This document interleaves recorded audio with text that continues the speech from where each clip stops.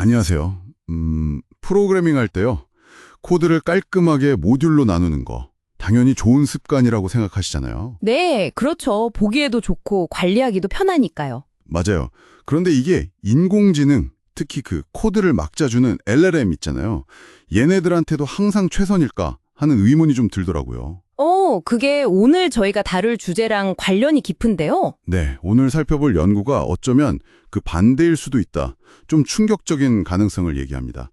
한양대학교 연구진의 코드 생성을 위한 모듈성 추구의 영향 재검토 논문인데요. 네, 그 논문을 바탕으로 우리가 아는 그 모듈성이 LLM한테도 정말 통하는 건지 아니면 우리가 좀 잘못 알고 있었던 건지 한번 자세히 보려고 합니다. 좋습니다.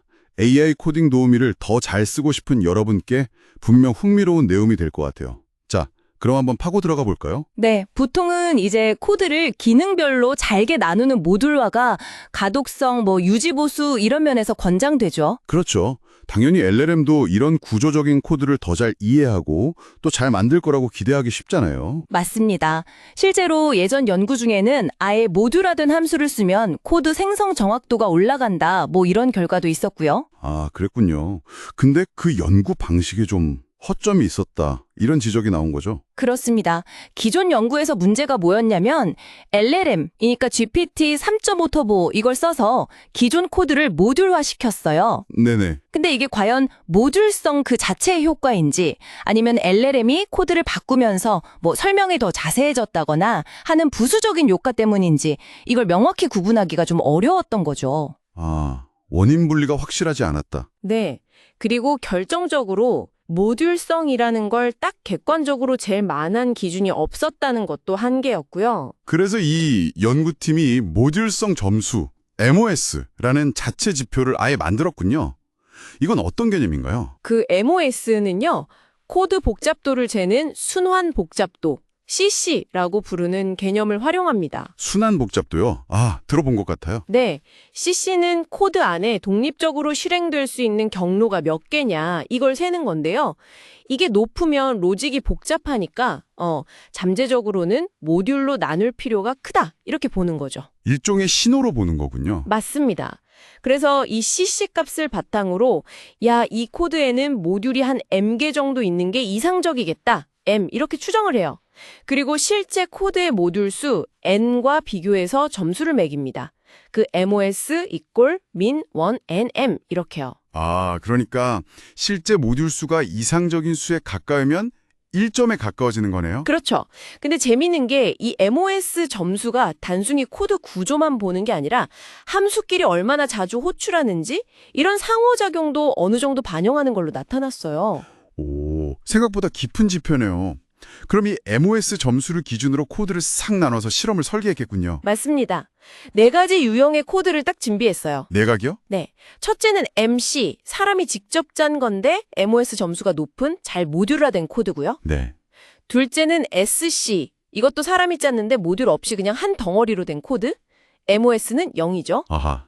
셋째는 TMC인데요. 이건 아까 그 SC 코드를 GPT 3.5 터보한테 시켜서 MOS 점수가 높게, 즉 모듈화되도록 변환시킨 코드예요. LLM이 만든 모듈 코드군요. 그렇죠. 마지막은 TSC인데 이건 그 LLM이 변환한 TNC 코드에서 다시 사람이 수동으로 모듈 구조만 싹 제거한 거예요. 아, 이건 왜요? 이건 이제 LLM이 변환하는 과정 자체가 뭔가 다른 영향을 주진 않았을까 그걸 분리해서 보려고요. 모듈성 자체의 효과만 딱 보려는 거죠. 와, 진짜 체계적으로 설계했네요.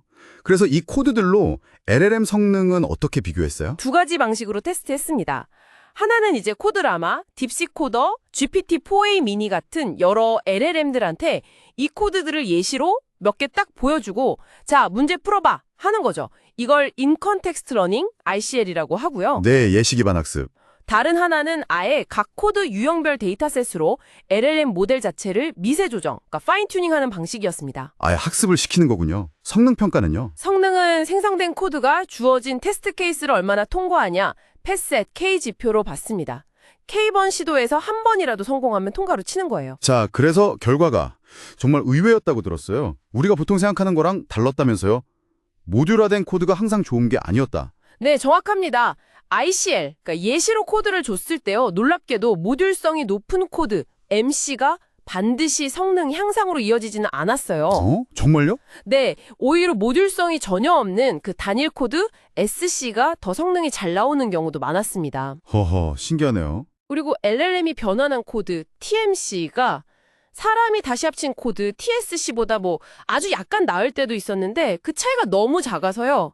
이건 모듈성 자체보다는 LLM 변환 과정에서 뭔가 다른 요인이 작용했을 가능성이 커 보입니다. 아, 변환 과정의 영향일 수 있다. 네, 특히 GPT-4 오미니 같은 최신 모델은 아예 코드 유형에 거의 상관없이 그냥 일관되게 성능이 잘 나오기도 했고요. 그럼 미세 조정 결과는 어땠어요? 그것도 비슷했나요? 네, 비슷했습니다. 미세 조정 결과도 역시 단일 코드 SC 데이터셋으로 학습시킨 모델이 모듈 코드 MC로 학습시킨 모델보다 전반적으로 조금 더 나은 성능을 보였어요. 이거 참. 심지어 더 나아가서 모듈성 점수 MOS랑 실제 성능 패스 앳 1 사이의 상관관계를 분석해봤더니 약까지만 음의 상관관계가 보이기도 했어요. 음의 상관관계요? 그 말은? 네, 그러니까 모듈성이 높다고 성능이 좋아지는 게 아니라 오히려 아주 미미하게나마 성능에 방해가 될 수도 있다. 이런 가능성까지 보여준 거죠. 와, 이건 진짜 통념이랑 완전 반대인데요? 그럼 LLM은 아예 모듈화된 코드를 좀 덜 좋아하나? 이해하기 어려워한다거나 그런 걸까요? 그 가설도 검증을 해봤습니다. LLM이 모듈화된 코드 CMC랑 그렇지 않은 코드 CSC를 볼 때 다음 단어를 예측하는 관점에서 얼마나 놀라워하는지 이걸 퍼플렉스티라는 지표로 비교해봤거든요. 네네. 근데 두 유형 사이에 큰 차이가 없었어요.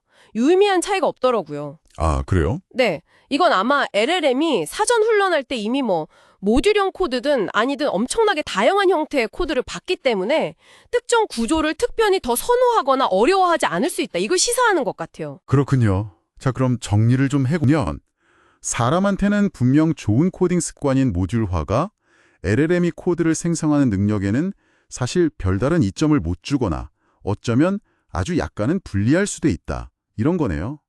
와, LLM이 코드를 보는 방식은 우리랑은 정말 다른가 봅니다. 바로 그 점이 이 연구의 핵심이라고 할 수 있겠습니다. 그러니까 여러분께서도 다음에 AI 코딩 도우미한테 시키거나 예시 코드를 줄 때 이 코드가 충분히 모듈화됐나? 이런 고민에 너무 얽매일 필요는 없을 것 같다는 거죠. 네, 완벽한 모듈 구조 그 자체보다 더 중요한 게 있을 수 있다. 맞습니다. 중요한 건 어쩌면 모듈성 그 자체가 아닐 수 있다는 겁니다. 그렇다면 이런 질문이 자연스럽게 남네요. 모듈성 말고 그럼 대체 LLM의 코드 생성 능력이 진짜로 중요하게 작용하는 건 뭘까요? 코드의 다른 특징들 말이죠. 혹시 변수 이름을 명확하게 쓴다거나 그럴 수도 있고요. 아니면 코드의 전체적인 논리 흐름, 그것도 아니면 주석이 잘 달려있는지 이런 다른 요인들이 오히려 더 중요할 수도 있겠네요. 네, 충분히 가능성 있는 얘기입니다. 아마 그런 부분들이 앞으로 더 탐구해 볼 만한 아주 흥미로운 주제가 될 것 같습니다.